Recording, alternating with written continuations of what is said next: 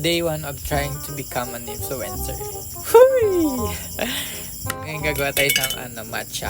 You know matcha? Sobrang famous niya ngayon. Yes. Nakita ko siya meron pang ito yung magiging ingredients ng ating matcha. So meron ako ditong matcha powder. What if maging famous tapos maging influencer, di ba? Sabi naman ng iba, lasang damo daw yung matcha. Matcha ba yun o yung mocha? Okay, syempre, tapos bubuksan mo siya. Tapos lalagyan mo ulit yung matcha powder. Ay, hindi siya nag-on. Ito pala, mali yung binindot ko. Yun. The Bluetooth device is ready to pair.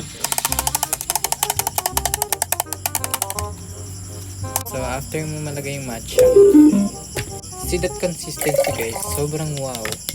Pakita ko sa inyo. Ayan na siya. Ayan o. Para sa'yo, ang laman. Huwag maging cringe ha. No. Diba, ganun yung mga influencer. Like, it's getting into my nerves. Uwi ka talaga. So, drink na to.